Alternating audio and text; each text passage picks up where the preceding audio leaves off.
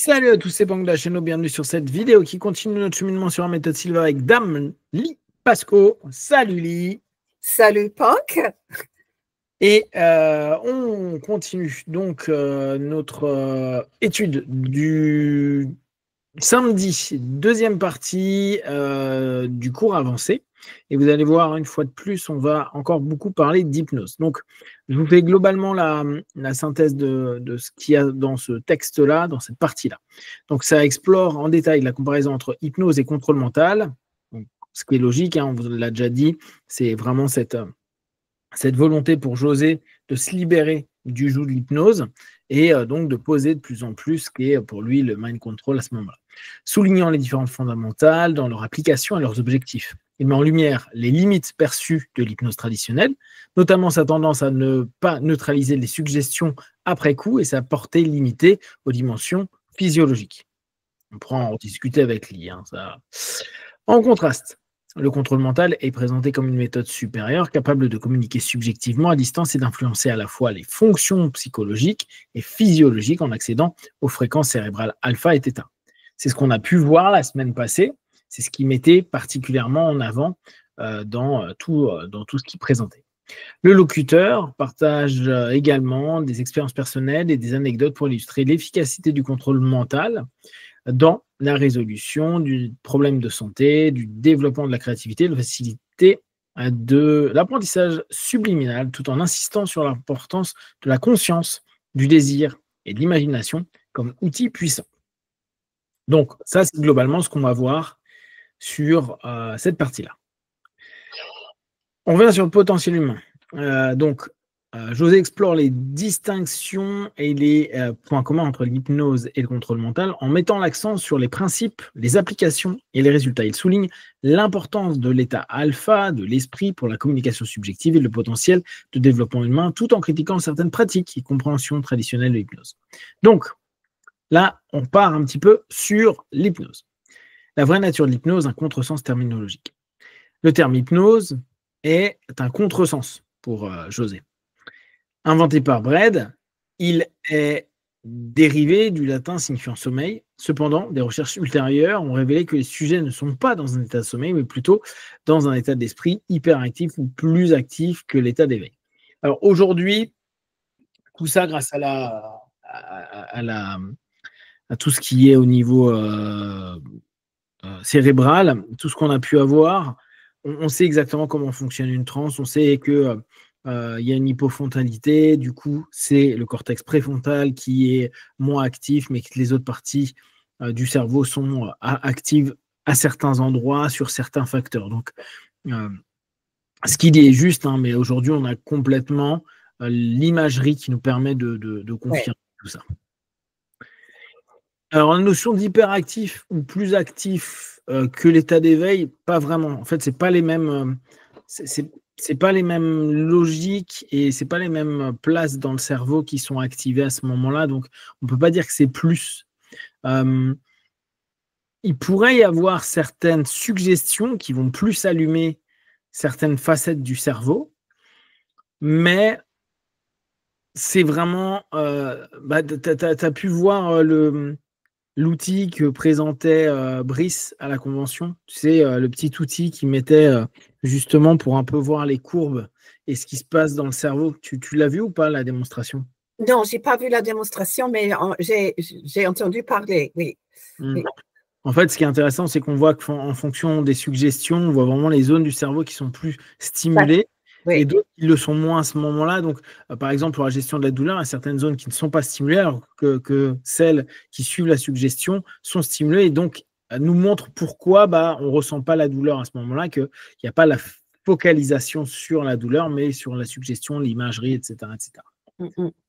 OK, non, je suis d'accord, on n'est pas plus actif comme on pense normalement du mot actif, mais on est quand même plus concentré. Et ce que, en fait, c'était la définition Hellman, la pensée sélective. C'est beaucoup plus facile à focaliser sur quelque chose. Et franchement, moi, au départ, je dis, mais on est presque même plus éveillé, parce que dans un état soi-disant d'éveil quotidien, on est distrait, on pense à plusieurs choses en même temps, on oublie des choses. Donc, là, quand on est focalisé en hypnose ou en transe, c'est comme si on est plus éveillé, mais on n'est pas vraiment plus actif, je suis d'accord. Ah ouais. Oui, en fait, là-dessus, c'est vraiment une petite différence sémantique qu'il faut prendre en compte. Il y a plus de focalisation, donc il y a certains aspects qui semblent plus éveillés, Oui. voire même qui s'éveillent alors qu'ils ne sont pas quand on est en bêta. Mais on ne peut pas dire que ça allait plus globalement. C'est plus ça l'idée. Malgré la tentative de Brett de corriger cette erreur, le terme est resté en raison de sa large diffusion et dans les publications médicales. À savoir, hein, il n'y a pas que Brett, il n'y a pas que cette problématique-là, c'est que nous-mêmes en hypnose, et notamment si vous êtes allé voir de l'hypnose de scène, on va avoir une sémantique qui dit, au moment de l'induction, notamment les inductions rapides, dors. Les Anglais disent sleep, les Allemands disent schlaf. Donc, on est vraiment dans cet élément-là. On est et alors, c'est toujours un petit jeu pour nous hypnos de présenter dans ce qu'on appelle le pré-talk, de dire bon, je vais utiliser le mot dors, mais en fait, tu verras que tu dors pas. Et il y en a, c'est très drôle, ils vivent l'induction, par exemple une induction rapide, une butterfly. Ils descendent la tête d'un coup, puis ils disent non, mais là, je dors pas. Oui, non, mais on sait très bien que tu dors pas. Mais ils nous le valident. Genre, ouais, non, mais je suis encore là. Oui, tu es encore là, on sait très bien. Mais donc, c'est que même si on l'explique souvent en pré-talk, il peut arriver que les personnes restent avec l'idée qu'eux-mêmes attendent parce que ils savent pas trop ce qu'est l'état hypnotique. Et donc, du coup, ils se disent, bah, il m'a dit dors, mais je dors pas, c'est pas vrai. Ou on m'a dit que c'est comme le sommeil, mais non, c'est pas comme le sommeil. En fait, la comparaison, c'est vrai qu'elle nous pèse plus qu'autre chose. Mais bon, avec le temps, ça nous pose pas plus de problème que ça. En fait, moi, je me rappelle la toute première fois que j'ai eu vraiment un très bon induction rapide, c'était la démonstration avec Jerry Kine. Ouais. Et je me rappelle très, très bien, j'ai trouvé ça hyper bizarre parce que le moment que j'ai tombé, bouf, comme ça, il a presque dû me retenir. Et en même temps, j'étais en train de me dire à l'intérieur, hey, je suis toujours là. Et puis après, une autre partie de m'a dit, mais tu sais bien que tu es toujours là, tu sais bien que tu ne dors pas. Mais le conditionnement d'avoir vu tellement de gens qui vont comme ça, c'était comme s'il y avait toujours une partie de moi qui attendait ça. Et quand ça n'arrivait pas, j'ai rigolé. Oh là là. Oui, mais c'est intéressant quand on le ressent pour la première fois, parce qu'en dépit de tout, on est tous un peu dans l'attente, si on n'a jamais été vraiment dans une induction rapide, que oui, on va dormir, même si logiquement, on sait très bien que ce n'est pas vrai. Ouais. Non, moi, je pense, tu vois, c'est le mot, moi, je l'attendais d'être déconnecté. Tu vois, pas forcément dormir, mais je me suis dit, un truc de moi qui va se déconnecter. Oui. Et dans l'absolu, si on y pense quand on le vit, oui, il y a un truc qui se déconnecte, parce qu'il y a tout ce qu'il y a autour pour n'être focalisé que sur une chose. Donc, on se déconnecte de plein d'éléments externes pour suivre l'induction et en réalité l'ensemble des suggestions qui sont proposées. Mais c'est vrai que je pensais qu'il allait y avoir une espèce de blackout, quelque chose qui allait complètement changer de l'état qu'on connaissait. Pareil que toi, j'étais un peu à me dire ah ouais, d'accord, mais en même temps, tu sais très bien que on te l'a dit, on te l'a fait en pré-talk, mais on a cette attente, cette curiosité. Moi, c'était plutôt une espèce de notion de ouais, je suis déconnecté, je suis plus en intellectuellement, limite, j'ai plus rien. Tu vois, c'est je bug complètement où il n'y a plus rien, alors que c'est pas du tout le cas. Il y en a certains. Il y en a certains, ils ont des trans un peu déséquilibrés et c'est vrai que quand tu les fais émerger, ils disent, mais je ne me souviens quasiment de rien de ce que je viens de faire. Et là, tu dis, ah ouais, bon, la trans est un peu déséquilibrée, tu as peut-être une facilité à rentrer très très vite dans des trans assez profondes. Du coup, c'est à la fois très bien pour les gens, alors là, plutôt en hypnose de rue et en hypnose de scène. C'est un petit peu moins bien pour nous en hypnose d'accompagnement parce que on a quand même envie que le conscient puisse retenir les éléments utiles qui peut notamment, par exemple, un déclencheur, ce qu'on appelle un ancrage, qui puisse réexploiter un ancrage à un moment donné. Et s'il oublie même qu'on lui a dit, à n'importe quel moment, tu peux réunir les trois doigts, et ça n'aura pas servi à grand-chose. Bon, ça coûte rien pour nous en tant qu'hypno, ça ne fera rien de mauvais pour l'autre, mais c'est là où on a quand même envie de conscient. Et c'est pour ça que vous comprenez que pendant vos conditionnements, pendant qu'à chaque fois vos instructeurs sont en train de faire les phases de conditionnement, il y a ce rappel à la fin, au cas où si vous dormez, on viendra tapoter 3 fois sur votre épaule et à ce moment-là, vous reviendrez, mais que 99% des gens, ils ne dorment pas. On peut avoir une sensation, parfois on se déconnecte, parfois on est juste dans un état où, surtout après déjeuner, où on est complètement ailleurs, etc. Mais on ne dort pas. Et on veut d'autant plus que les gens ne dorment pas. On veut absolument que les personnes, pour que le conditionnement fonctionne, le sommeil n'est pas un prérequis positif. Ça ne veut pas dire que ça ne fonctionnerait pas du tout, mais ça serait beaucoup moins optimum. C'est pour ça que le principe de transe n'est pas du sommeil et que le sommeil n'a pas les mêmes aptitudes, même si, et vous vous souvenez, il y a 2-3 semaines, on vous a parlé d'hypnosleep. Oui.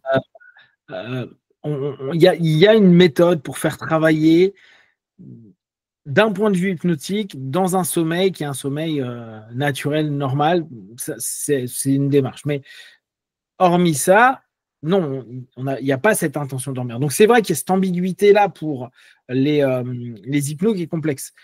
José, il a facilité ça en parlant de bêta-alpha. Du coup, il n'y a pas ce problème-là. À la limite, il dit tu dormiras si tu es en delta, mais vu qu'on ne va jamais en delta, c'est bon. Et ça a été un super recadrage du processus hypnotique dans le modèle de la méthode Silva, parce qu'il ne parle pas de sommeil, parce que même, encore plus drôle, il a des outils pour ne pas s'endormir. Ce qui est génial, on conditionne dans un état de transe pour que on puisse rester éveillé, concentré au volant, par exemple, à un laps de temps, avec la formule qu'on connaît. Moi, je t'explique, mais c'est comme si ton corps est endormi. Là, ça ressemble au sommeil, mais ton esprit reste quand même bien présent. C'est vrai que souvent, là encore, c'est pas absolu, mais non, on est très flagada quand on est certains types de réactions. Complètement. Après, on tombe souvent dans une induction rapide. Et quand on regarde, on dirait il est parti, il est endormi, mais non. C'est vrai, et je pense que c'est ça le plus marquant, c'est quand on est debout avec quelqu'un, on lui fait un sleep, l'induction rapide, pardon, et on voit exactement, la personne s'écroule. Ouais. On la rattrape et tout, on se dit, mais et on la laisse par terre, elle est comme ça, pas du tout dérangée. Les gens, ils sont là en train de regarder, en train de dire, mais il se passe quoi? Et la personne, c'est comme si à ce moment-là, elle était en train de faire un petit coma, quoi, un endormissement express, mais c'est pas du tout du sommeil. C'est vrai, hein, c'est pas évident. Alors, d'autant plus si vous n'avez jamais vécu de séance d'hypnose, d'autant plus si vous n'avez jamais vécu de séance d'hypnose directe avec des inductions rapides. C'est autre chose. C'est vraiment à part. C'est à part et il y a. Ouais, c'est à part. C'est pas la même chose qu'une induction en relaxation, une induction en confusion, une induction en focalisation. C'est un truc complètement à part, l'interruption de pattern. Justement, après cette première expérience que moi j'ai eue, j'ai souvent introduit, juste après que la personne s'écroule, justement, l'idée que, voilà, ton corps est parfaitement détendu, mais ton esprit reste clair et lucide et tu peux te concentrer sur tous les mots que je prononce, etc. Pour les rassurer, hein, parce que s'ils ont réagi comme moi, c'est pas possible, je suis toujours là. Ils risquent de ne plus me croire. Mais voilà, donc je les rassure souvent en disant, voilà, c'est normal que tu es clair et lucide ici, même si ton corps est flagada. C'est vrai que en fait, c'est très bien ce que tu fais, parce que la plupart du temps, ce qui peut arriver, c'est quand on fait une induction rapide, on est dans l'observation de ce qu'on est en train de vivre, et on est moins dans l'écoute des suggestions. Bon, on pourrait se dire, vu qu'on est en transe, les suggestions vont quand même relativement s'intégrer, mais il est toujours préférable qu'on soit co-auteur ou en coaction avec la personne qui est en train de faire les suggestions. En fait, l'hypnose n'est vraiment pas une notion passive. C'est exactement ce qu'on vous fait faire pendant la méthode Silva. On n'attend pas de vous, au moment des conditionnements, que vous ne fassiez rien. Souvenez-vous, le 303, on vous fait rentrer dans des murs, on vous fait vous souvenir de votre maison, de savoir combien de pièces vous avez, quoi. Toutes ces notions-là, il y a une volonté d'action. Et c'est vrai que un des paradoxes, notamment sur la longue du 303 qui doit durer 47 minutes, un truc comme ça, où, en plus, après le déjeuner, on est... Et moi, il y a des moments, je sais que j'ai des phases, je ne suis plus là. Mais plus là du tout. Je sais que je suis rentré dans un mur, je ne sais pas où je suis parti après, tu vois. Je suis d'une pierre, je ne sais même plus quelle pierre, tu vois. Et à ce moment-là, c'est moins bien. Ça ne veut pas dire que ce n'est pas fonctionnel, c'est juste, je suis devenu ultra passif, voire je me suis déconnecté. Je me suis tellement dissocié que je suis parti ailleurs. Et je suis parti ailleurs dans ma tête, sur d'autres choses, etc. Je suis pas dans le parce que je m'en rends bien compte, mais je suis dans un truc où, en gros, ce qui est dit, on verra plus tard. Là, je suis rentré là, il y a un truc qui se passe, je suis bien, je suis en plus en train de digérer, il suffit qu'il va chaud dans la salle de classe, et alors là, je ne suis pas là pendant 40 minutes. Et je reviens, je suis là, ah ouais, bah oui, c'est normal, hein, début d'après-midi, normal. Et j'entends Lee qui fait tout va bien, c'était bien et tout. Et tu fais, ouais, je crois que c'était bien de mémoire. Mais c'est moins utile. En fait, on veut vraiment une création, on veut que vous puissiez vous répéter les phrases, que vous puissiez intégrer volontairement. Et justement, c'est en 303 que José introduit pour la première fois dans une relaxation un mouvement pendant. Et en fait, c'est juste le moment où normalement les gens donc lèvent la main, frappent contre le mur, lèvent la main, touchent le mur. Quelle est la température? Et là, j'insiste que les gens le font. Hein. Je dis, si tu sens, oh, c'est trop de la peine, attention, tu es en train de plonger trop loin, donc fais l'effort et tu vas rester quand même éveillé comme ça, parce que c'est important. Exactement. Alors, pensez bien, on prend souvent le 3-0-3 parce que c'est un conditionnement qui est long. C'est aussi un conditionnement du 3e jour. Bon, du 3e jour si vous faites en 4 jours, mais on reste sur le principe de 4 jours. Il faut bien que vous vous rendiez compte d'une chose, c'est que il y a le cumul des conditionnements qui fait que on part de plus en plus loin. Alors, on part de plus en plus facilement dans des niveaux profonds, on va dire entre delta et theta. Et plus on répète, c'est ce qu'on appelle du fractionnement, plus on redescend loin rapidement, on se déconnecte plus rapidement. C'est pour ça que le 3-0-3, souvent on rigole tous, parce qu'on sait que le 3e jour, c'est compliqué avec ce long conditionnement, ce long script, où on sait que on a quand même toutes les conditions après déjeuner, le 3e jour, long, relativement nouveau, parce que beaucoup plus, on va dire, beaucoup moins concret dans ce qu'on pouvait voir. Avant, c'était pour le sommeil, c'était pour se sentir bien par rapport à tel truc. Là, c'est quelque chose où on te fait rentrer, on te fait visualiser, on te fait ressentir, on te fait percevoir, on te fait point de référence. Cette dissociation du 3-0-3, je pense que statistiquement, ça doit être celle où il y en a le plus.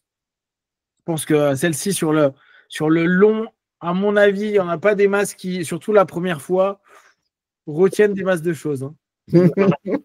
La vie, là, c'est optimum pour qu'on se barre et qu'on revienne qu'à la fin quand on dit bon, ben voilà, tout est bon, tu vois. Mais avant, je suis. Ouais. Mais c'est normal, hein. Derrière, il n'y a pas de. Surtout quand c'est 45 minutes. Ça. 45 minutes, c'est ultra long. Ultra long. Vous vous rendre compte que la plupart du temps, une séance d'hypnose classique, alors après, ça dépend bien sûr des cadres de tout à chacun, mais moi, par exemple, elle dure entre 45 minutes et 1 heure. Et c'est pas 45 minutes de ritualiser, c'est-à-dire à induction, puis un ensemble d'éléments de suggestion. Ça, c'est pas forcément ce qu'il y a de plus long, parce qu'au départ, on doit savoir de quoi on parle, on doit déterminer un objectif, on doit être recadré de 3 idées, faire un pré-talk, etc. Et après, il y a quelque chose de ritualisé qui peut être mis en place. Je parle pas de Between Life, où là, c'est ce qu'on appelle l'entre-deux-vie, où là, on peut passer 3 heures, même des régressions en vie antérieure, où on peut passer 3 heures à faire une séance. Là, je parle vraiment des séances d'accompagnement plus classiques.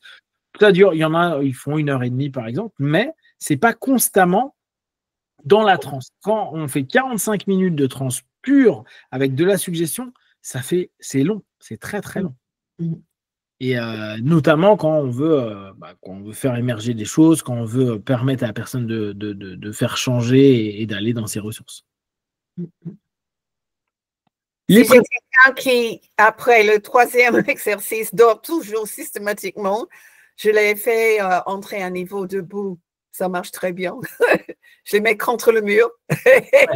Et là, j'ai jamais eu quelqu'un qui s'endort. Bien sûr.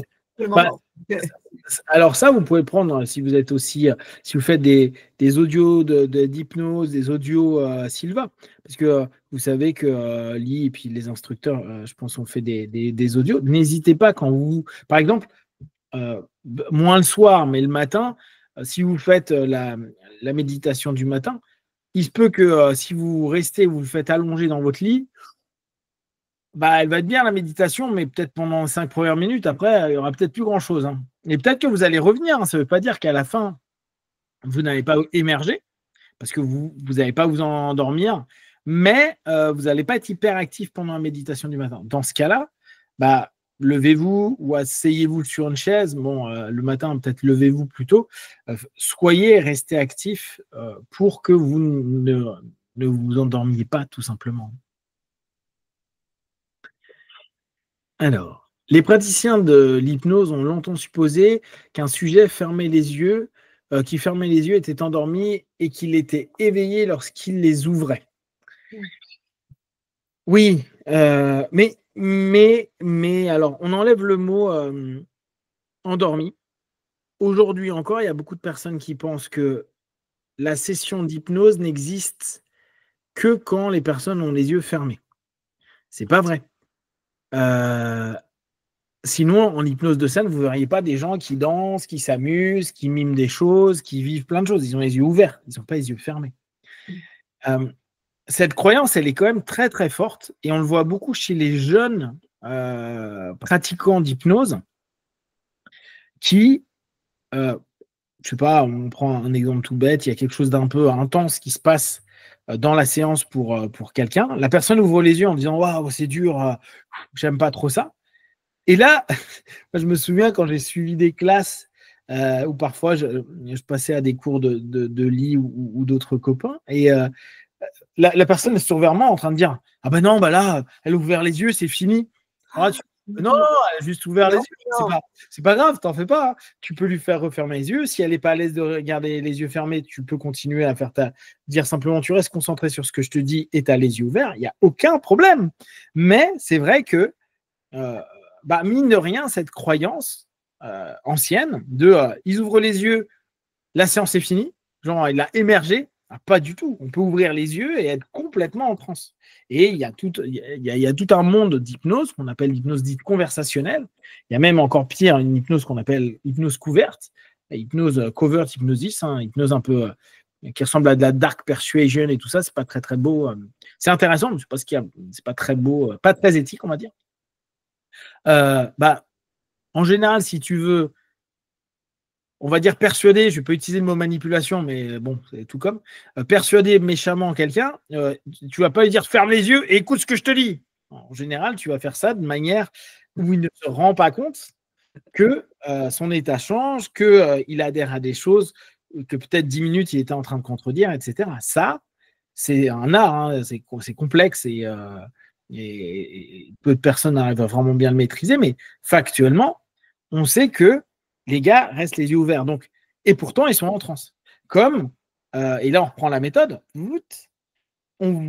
Alors ça, on vous l'avait dit, je crois, pendant la communication subjective, quand on était en train de donner les exemples, quand tu tu te prépares pour une journée. Déjà, tu imagines toute ta journée. Tu peux le faire les yeux fermés. Mais admettons, tu dois avoir un entretien ou autre, et tu peux, en même temps que tu parles à la personne, toi, te mettre en alpha et envoyer des messages en communication subjective pour que les choses se passent mieux, pour détendre l'atmosphère, pour plein de choses comme ça. Et là, vous n'êtes pas en train de faire « Attendez, monsieur !» parce que ça ne marcherait pas Dreyfus et ça serait un peu bizarre. Donc, dans la méthode, on l'a, hein, on garde les yeux ouverts. Et effectivement, toi, tu connais Cal Banyan, tu vas reconnaître ça, mais je me rappelle une fois, Cal Banyan nous a montré, c'était un élève qui faisait une régression, elle était terrifiée de ce qu'elle allait trouver, et disait, non, non, non, je n'ose pas, je n'ose pas. Et lui, il dit, ouvre les yeux. Elle ouvre les yeux, regarde-moi, il dit, elle regarde, et puis il dit, tu peux continuer ou tu peux arrêter, c'est ton choix. Si tu arrêtes, tu auras moins peur. Si tu continues, tu vas trouver la cause de ton problème et tu n'auras jamais plus de problème. Qu'est-ce que tu veux faire? Et normalement, le sujet dit, ouais, je veux continuer. OK, ferme les yeux, on continue. Mais la première fois que j'ai vu ça, je me dis, mon Dieu, comment il ose? Mais en fait, très peu de temps après, j'ai eu la même situation. J'ai fait moi-même et c'était exactement ce qu'il fallait parce que la personne reste profondément en hypnose, mais n'est plus dans la scène où elle est terrifiée. Et elle se rappelle justement qu'elle peut choisir. Et bon, OK, donc j'y vais. Ah, un autre exemple, c'est hypno-waving. Tu ouvre les yeux, regarde mes doigts. OK, ça va mieux, ferme les yeux, on continue. Mais on ne sort pas d'hypnose. Oui. Bien sûr. Bah, d'ailleurs, si on est un peu tatillon, un des paradoxes, c'est que le fractionnement se fait par ouverture-fermeture des yeux. Justement. Donc, dire, oui, mais non, j'ai ouvert les yeux, je me réveille de l'hypnose, j'utilise jamais ce mot-là, mais si on reprend là ce que José partage, ah non, c'est pas vrai, tu émerges un peu, mais si on te refait fermer ou on te refait focaliser sur ce qu'on est en train de dire, tu replonges là où on t'oriente. Donc, du coup, tu vas plus loin. Donc, c'est le principe dit de fractionnement. Tout à fait. Alors, des techniques de réveil simples telles que le compte à rebours ou épeler son nom étaient utilisées. Épeler son nom? Compte à rebours, oui, grand classique, hein, on le fait. Mais épeler son nom, tu l'as déjà fait ça en émerge? Faire un émerge en épelant ton nom? Est-ce que c'est vrai épeler ou appeler? Je me demande. Épeler. Attends. C'était vraiment spell? Attends, alors, on va regarder. Épellation du nom. On va essayer de retrouver la régression d'âge dans le graduate, une partie du texte, c'est comment tu t'appelles, justement. Parce que si on a fait une régression dans une vie antérieure, on va être sûr qu'ils sont revenus au moment actuel. Mais... Bien sûr, bien sûr. 2 minutes 12, attends. J'essaye de trouver ça. De toute façon, je n'ai pas entendu dire spell your name, mais souvent, ils demandaient comment tu t'appelles. What is your name? Tell me your name. And pour être sûr qu'ils sont reconnectés à ici et maintenant. Alors, eyes open, wide awake, and that's it. Or counts from 5 to 1, and at the count of 1, you will be wide awake. Or just spell out the letter of your name and... spell, yeah, okay. No, I haven't seen him do that. Ouais. And then c'est pas mal comme émerge. Faire ça. Oui, mais justement, ça veut dire qu'il doit rentrer tout de suite un peu dans le rationnel, le logique. Oui, bonne idée. Hein? Voilà, j'aime bien. Tiens, je la connaissais pas, tu vois. C'est spell, ouais, donc tu épelles tes lettres et tes yeux s'ouvriront une fois que tu auras prononcé la dernière lettre. Ah, c'est pas mal. Jamais testé. Tiens, je testerai. Ouais. C'est assez sympa, ça. C'est nouveau pour moi aussi. J'aime bien. Hein? Très propre. Ouais, c'est ça. Les lettres, tes yeux s'ouvriront. Oui, excellent. Et tu vois, je pense que même tu enlèves la notion du prénom et tu fais un élément, genre, je sais pas, truc lambda, anxiété. Et tu peux dire, bon, bah là, maintenant, tu vas développer tu vas ouvrir tes yeux en épelant le mot courage ou le confiance, tu vois. Et tu peux comme ça dire, et à la fin de confiance, tu ouvriras tes yeux en étant plein éveillé. Je pense qu'on peut faire une dernière suggestion hyper forte sur l'émerge. Du coup, l'émerge peut devenir un outil sympa de confirmation de l'ensemble de la séance et clore la séance paradoxalement en éveillant la personne avec le dernier mot qui serait un mot-clé. Ça peut être marrant à faire ça. Je vais faire ça. C'est très intéressant. Mais je suis absolument d'accord que l'émerge, c'est aussi un moment très, très propice pour prendre des suggestions. Je crois que c'est partiellement parce qu'en quoi, OK, je suis éveillée, je suis plus en hypnose, je n'ai pas à me défendre. Mais moi, j'ai eu vraiment la chance une fois d'avoir toute une séance en hypnose assez courte, quand même enregistrée sur l'électroencéphalogramme. Et j'ai pu justement voir le rythme descendre. Mais ce qui m'a vraiment surpris, c'était quand on comptait de 1 à 5 pour sortir. À 5, j'ai ouvert les yeux et j'étais toujours assez bas. Et pendant 1 ou 2 minutes après, j'étais toujours en train d'émerger. Et là, j'ai vraiment vu devant mes yeux que c'est vrai. Quand tu sors les yeux, quand tu ouvres les yeux, tu n'es pas forcément sorti de l'hypnose. Et là, c'est un moment où on peut donner des suggestions très, très puissantes. Tout à fait. C'était Butler qui. Courage, c'est bien ça. Oui. Ouais, tu vois, mais après, tu rajoutes le truc, mais je trouve que c'est intéressant. Butler, il nous faisait faire un truc que j'aimais bien. Donc, c'est. Oui. Il disait, en gros, dès que la personne a ouvert, tu fais bon, alors, tout a été bien, tu te sens bien, c'est bien pour toi. Tu vois, en fait, il oriente les 4-5 premières phases qui sort. C'est, alors, la séance était bonne, tu te sens vraiment bien, ça t'a fait vraiment du bien, tu sens que ça va déjà mieux. Voilà. Et la personne, elle est là en train d'émerger, en train de faire ouais. C'est très malin, tu vois, de faire un truc très positif juste quand la personne est en train d'ouvrir les yeux, parce que, comme tu dis, il est encore en transe et ça lui. En fait, c'est des suggestions gratuites. Il l'apprend, il l'apprend pas, mais c'est des suggestions gratuites qui apportera potentiellement pour certains un petit pic, voire même un émerge positif à se dire ouais, c'est cool, j'ai bien aimé la séance, je me sens bien, je suis prêt à aller retravailler ou faire mes trucs et je suis bien. C'est très, très. On va déjà. Jerry Kine aussi. Tu ouvres les yeux, tu te sens merveilleusement bien, n'est-ce pas?